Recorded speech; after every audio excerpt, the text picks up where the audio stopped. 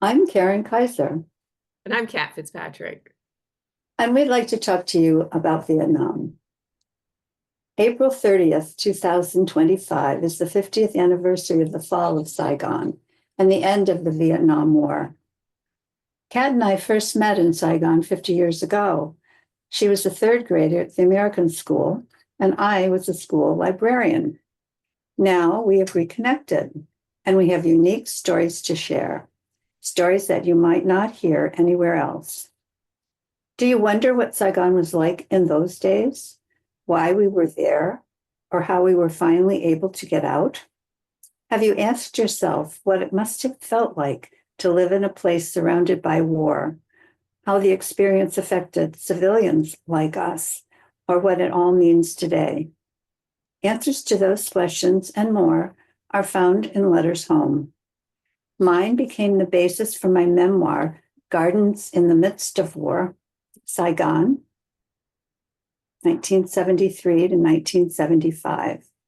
Here's a sample from a letter I wrote to my parents, dated July 23rd, 1973. Dear Mom and Dad, the city itself is an incredible place. Any attempt at description can only partly convey what life is like and how different the people are. Of course, the oppressive humidity and heat strike you immediately upon stepping off the plane. The noise, the exhaust, the various types of two-wheel vehicles crowd, push, and try to outmaneuver each other on Saigon's streets,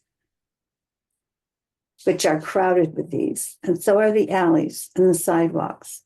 I had to jump out of the way of a motorbike that had run up on the sidewalk to pass another vehicle. Our neighborhood is something else. Across the street from the house is a garbage dump. A man comes in the morning and cleans up all the garbage. In the afternoon, women and children dig through the junk and take what they want: tin cans, boxes, and sometimes even food. Kat also has letters. I didn't arrive in Saigon until 1974 when we moved there when Vietnam was declared safe for families. Having been separated, my father wrote to me on April 24th, 1974, "You will indeed be moving to Vietnam to be with me after school is over. I think you will like it here. It should be a great adventure for our whole family." What an adventure it turned out to be. Luckily, my mom wrote home to her parents almost every month, and this was her letter from October 25th, 1974, just 6 months after my dad promised us an adventure. "We're all fine. Jim, my dad, is a little too busy. The pressure on him is rugged, and he is very tired and tense. The situation here is not the best. If the VC keep blowing up bridges, we soon won't be able to get out of the city.